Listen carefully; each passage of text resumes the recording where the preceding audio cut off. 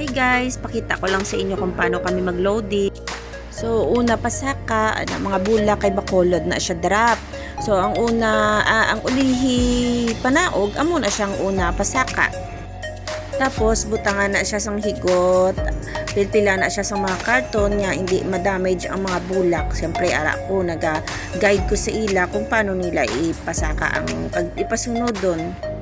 Before nila pamutang ang bulak, make sure anay nila nga sa dalom may karton, may lona, nga hindi mabasa ang sa dalom.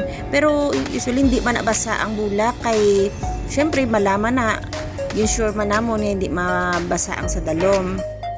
Sa subong, 4 lang sila, si Mike, si Kuya Joseph, si Kuya Wilson, kag si Kaped. Kung kisa, damo sila de, pero subong kay ang akon nga kamador nagbiyahe sa Bacolod, so wala siya, si Kuya Jun. So sila lang anay nag-amat-amat para maloding. Ang isa kapahinante, wala siya nagbulig, kay ginakigan ko siya kagina, so sila lang nag-amat-amat. Ang isaya kapahinante ato sa sulod truck nagsunggod-sunggod, hindi siya magbulig kay ginakigan ko kagina sang aga. May mga tao ginaiyang do ikaw payaya balaya ma-please sa iyaya para lang ya magpati kag kung ano man adayang iyang ginaplataporma sa akon. Kaya ato to saya sa sulod truck nagapa-music kag nagapatulog-tulog. Samtang makaupdanan niya nagapangabudlay siya iyaya ato to gatulog-tulog. Kay gusto niya siya ang sundon ko. Ti hindi na ya pwede kay hindi siya ang boss. Siya ang masunod sa akon. Ti damo saya nga plataporma kinahanglan ko gid ya sundon. Ti ginakigan ko baw nagsunggod-sunggod di na siya magbulig. So ginakamada na, ginaamat-amat. So sa tunga na siya kay pabiya na siya. So dito na siya i-drop sa Iloilo. So sa tunga na siya ang mga amo na nga box. Tapos sa pinakadulo, amo na ang aklan, kapis, sa mga agyan nga lugar. Amo na siya ang sabungad sa pinakalikod sa truck. Kay damo pahalakuton, wala na ko nakatiis. Nagbulig na gid ko sa kay Mike. Pero ang mga mag-an ng akong ginahakwat kay ginapili man ni Mike ang bugat tapos ginabili niyang mag-an para amo lang na akong hakwaton. Amo na gali nga box kundiin pagagmay amo na siyang bugat. Ang mga dalag ko amo na siya ang mag-an kay ang mga gagmay do mga metal gid ang unod niya mabugat.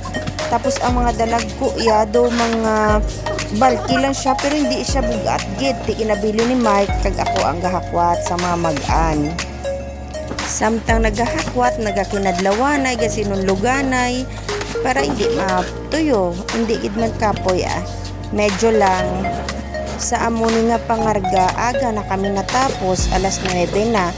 So after na sila truck ban, hindi na sila nakagwa ang truck, alas 4 na sang hapon. Pagkatapos namon kamada, tulog ang tanan. Wala na may nagtigang, nagbaka na lang kami pagkaon para nga makakaon kami tanan. Kay syempre kutoy ang tanan, wala na nagdigamo. Ang ako nga pahinante nga gwapo-gwapo nga nagsunggod-sunggod sa gwa saya nagkaon, hindi siya magsabay sa amon. Ginahambalan man ko ni Mike nga butang nanda kay mabugat, amat-amaton niya lang. Pero kaluluoy lang siya. Madamo man sang kagmay nga pwede ko mahakwat. So buligan ko na lang siya. Samtang nagakamada, nagaluto na ko sang ilang pagkaon nga midnight snacks nila para sige hapot, sige kaon sang mainit nga sabaw. Tapos ang ma-deliver sina pakadto sa Iloilo, Bacolod, Antique, Ruhas, tanan-tanan i-deliver ina ni Mike kag ni Kuya Wilson kag sang akon nga mabuot kag gwapo nga pahinante nga plasunggod nga may mga plataporma nga iyaya gusto nga ipagpati sa akon nga upod man na siya deliver pero dapat behave lang siya, hindi na sa maghalaka kung ano-ano da, pero sabat gid siya ya sa dira na kabatsyag na ko kapoy. So hambal ko last na kay nakapoy na ko. Ang balimay ko, siya lang amat-amat. So, ma-prepare na naman ako sang resibo nga isunod na naman kung ano na naman ang masunod pagkatapos ng mga green nga sako nga na. Ano naman ang sunod nga bagahe, i-prepare ko naman kag lantawon kung pila ka items para hindi magkalabulag o lulupod sila sa isa ka lugar o lulupod sila sa isa ka space para hindi sila magbinulaganay.